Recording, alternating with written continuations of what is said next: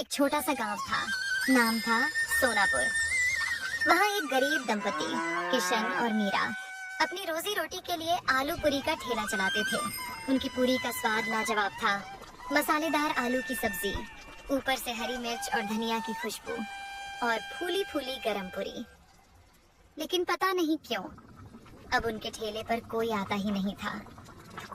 उसी गांव में मोहन नाम का एक आदमी भी आलू पूरी बेचता था।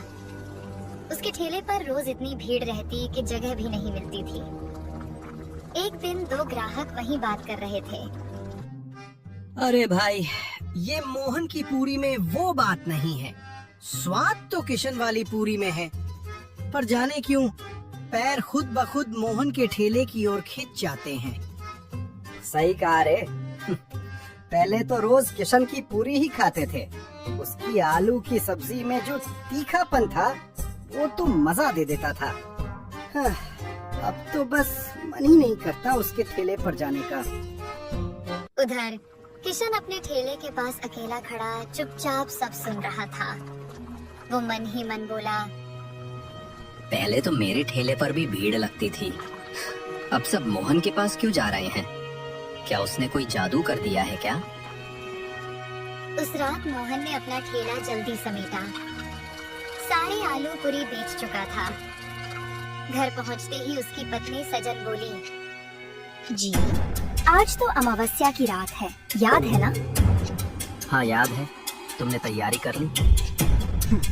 जी पूरे 13 किलो चिकन पका लिया है। पर बताओ ना, हर बार 13 किलो ही क्यों? 10 या 20 क्यों नहीं? अरे भगवान, मैंने उसे 13 तारीख को ही नींद से जगाया था। अब उसे हर अमावस्या को 13 किलो चिकन चाहिए। अगर नहीं दिया तो हमें ही खा जाएगा। सजन कांप गई। क्या? आपने उसे जगाया क्यों? मोहन धीरे से बोला, पगली, उसी की वजह से तो हमारी पूरी बिकती है, वरना हम भी किशन की तरह बैठे रहते। उसके कारण ही हमारे अच्छे दिन आए हैं, उसका शुक्र मानो। दोनों कुछ देर खामोश रहे। बाहर हवा में अजीब सी सिहरन थी। फिर मोहन बोला, चलो अब सो जाओ, मैं जाकर उसको चिकन खिलाकर आता हूँ। आखिर वो कौन है जो हर अमावस्या को 13 किलो चिकन मांगता है? अगली सुबह सूरज की किरणें गांव की पगडंडियों पर फैल चुकी थी। मोहन अपने ठेले को चमका रहा था। तेल गर्म हो चुका था और पूरी तलने की खुशबू पूरे चौराहे में फैल रही थी। उसके चेहरे पर वही आत्मविश्वास था। आज फिर भीड़ लगेगी। उधर किशन अपने ठेले पर उदास बैठा था। बर्तन सजे थे, आलू की सब्जी तैयार थी, पर ग्राहक कोई नहीं।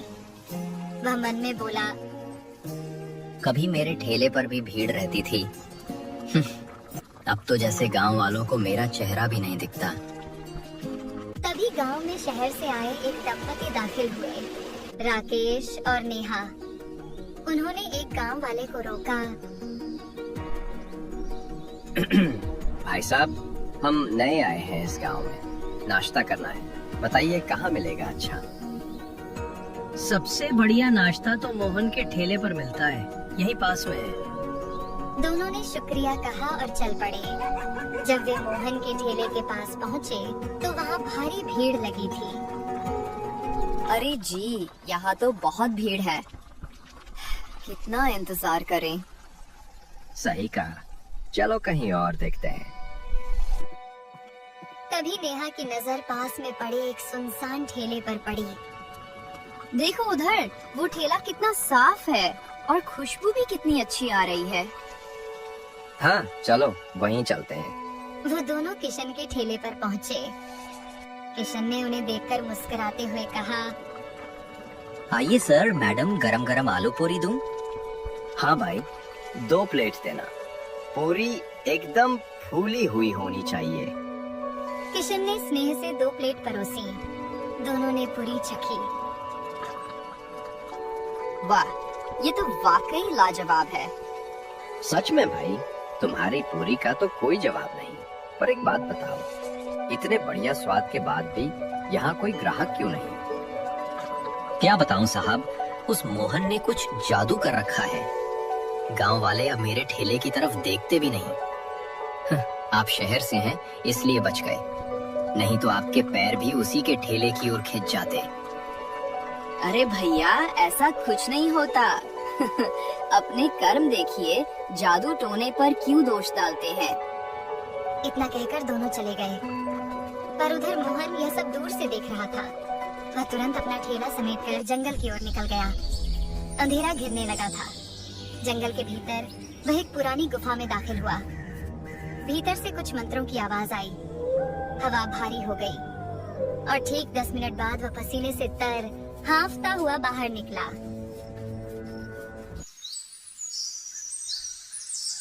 अगली सुबह वहीं शहर वाले फिर नाश्ते के लिए निकले। सुनो जी, पता नहीं क्यों मेरा मन उस मोहन के ठेले पर जाने का कर रहा है। अरे मेरा भी। कल तो मैंने कहा था वहाँ भीड़ ज्यादा है, फिर भी मुझे आज वहीं जाने का मन कर रहा है। दोनों हंसते हुए सीधे मोहन के ठेले पर पहुँचे। किशन दूर से यह सब देख रहा था। उसका चेहरा सफेद पड़ गया। तो अब उन पर भी जादू चल गया। जब राकेश और नेहा नाश्ता करके लौट रहे थे, तो रास्ते में गांव के मुखिया मिल गए। कैसे हैं शहर वाले बाबू? कैसा लगा हमारा गांव? बहुत प्यारा गांव है मुखिया जी। बस एक अजीब बात है, कल हम किशन के ठेले पर गए थे, आज जाने क्यों हमारे पैर खुद ब खुद मोहन के ठेले की ओर खिंच गए। कुछ तो अजीब है उस ठेले में। अरे नहीं बाबूजी, कुछ अजीब नहीं। मोहन के आलू पूरी का स्वाद ही ऐसा है कि लोग खुद खिंच जाते हैं। पर राकेश और नेहा जब आगे बढ़े, तो दोनों के मन में एक ही सवाल गूंज रहा था। क्या सचमुच स्वाद खींचता है, या फिर मोहन का कोई रहस्यमयी राज? शाम का समय था। किशन अपने घर में चूल्हे के पास बैठा था कि तभी दरवाजे पर दस्तक हुई। दरवाजा खोला तो सामने राकेश और नेहा खड़े थे। अरे सर, मैडम, आप यहाँ मेरे घर पर? किशन जी, जो आपने कहा था, लगता है वो सब सच है। देखा, मैंने पहले ही कहा था, वो मोहन कोई साधारण आदमी नहीं है। पर आपको यकीन ही नहीं हुआ। अब यकीन हो गया है किशन। जो आज हमने देखा, उसके बाद शक की गुंजाइश नहीं बची। किशन हैरान होकर बोला, क्या देखा आपने? हमने मोहन को जंगल की तरफ जाते देखा। एक थैली में कुछ था, शायद वही राज छिपा है वहाँ। तो फिर देर किस बात की? चलो आज उस जादू का पर्दा फाड़ ही देते हैं। तीनों जंगल की ओर निकल पड़े। हवा ठंडी थी, पेड़ झूम रहे थे और चारों तरफ एक रहस्यमय सन्नाटा था। सुनिए, ये कैसी गंध है? चिकन की खुशबू जैसी। लगता है मोहन ने ही चिकन लाया होगा। दूसरा कौन जंगल में चिकन लाएगा? कुछ दूर जाने पर उन्हें एक पुरानी गुफा दिखाई दी। गुफा के भीतर से किसी के बड़बड़ाने की आवाज आ रही थी, जैसे कोई मंत्र पढ़ रहा हो। किशन सुनो, ये आवाज मोहन की लग रही है। मुझे डर लग रहा है, वापस चले? नहीं नेहा जी, अब पीछे नहीं हटेंगे, चलिए। तीनों धीरे धीरे गुफा के अंदर गए। उस रात के बाद किशन, राकेश और नेहा को किसी ने फिर कभी नहीं देखा। कहते हैं तीनों उसी गुफा में कैद हो गए और मोहन का राज राज ही रह गया। अगली सुबह मोहन ने हमेशा की तरह अपना ठेला लगाया, मुस्कुराते हुए पूरी तलने लगा और इसी तरह खत्म हो गई कहानी एक लालची आलू पूरी वाले की।